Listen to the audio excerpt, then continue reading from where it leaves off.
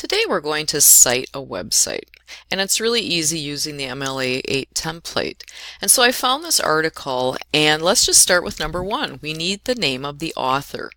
When I look at this article, I see that it was written by Nicole Chavez, and so the format says last name, comma, first name, period.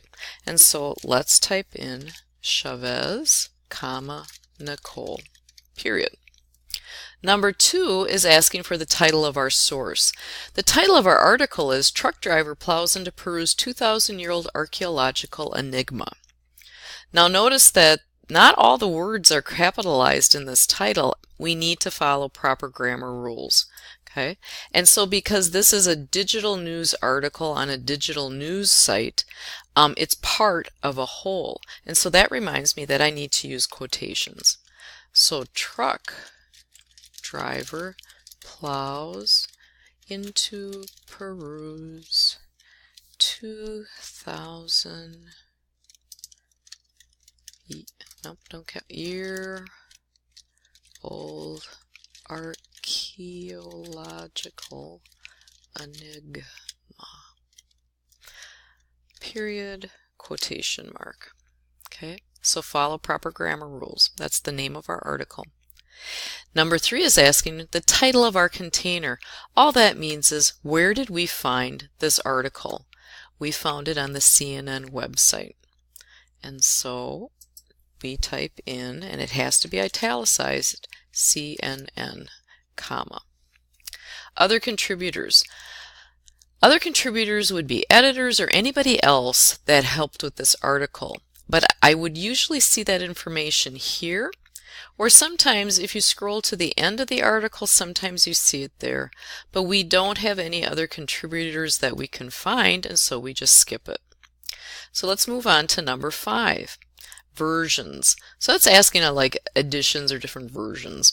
So when I look at this, I see up here in the corner US edition. I also see that when I scroll to the bottom of this page and it says CNN US edition, and so I'm going to provide that information, US, and I abbreviate edition, comma. Now a number.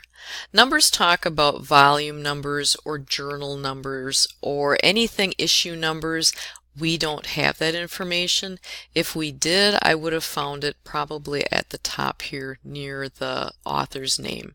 And so we don't have that information and we just skip it. Now we need to know who is the publisher behind this website. You always scroll to the bottom of the web page and you should be able to find it there. So under the CNN US edition, there's some fine print, and it says the copyright date of 2018. Cable News Network is what CNN is abbreviated after. And then it says Turner Broadcasting System Incorporated. That is the owner of this website. And so we type in Turner if I spell it right, Broadcasting System. Even though it says incorporated, we no longer have to include that in our citation. So Turner Broadcasting System. Publication date is of this article, and that was at the top by the author's name. It was published February 1st, 2018. Remember, dates in MLA citation format begin always with the day first, so that would be the 1st of February. Abbreviate February, it's a long month, and then 2018 and comma. And then, because this is a digital news article, our location is going to be the URL. And so we copy it and we paste it. And notice that it grabs everything. In this version of MLA, we no longer need the HTTPS : // we just get rid of that. We just start right away with the www.cnn.com. Remember that you have to end your citation with a period.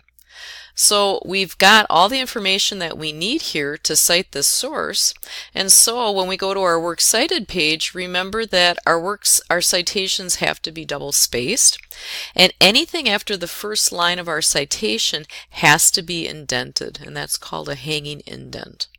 If you have super long web addresses, you can break them to make them fit better by the backslashes. Always end your citation in with a period. And that's how you cite a website.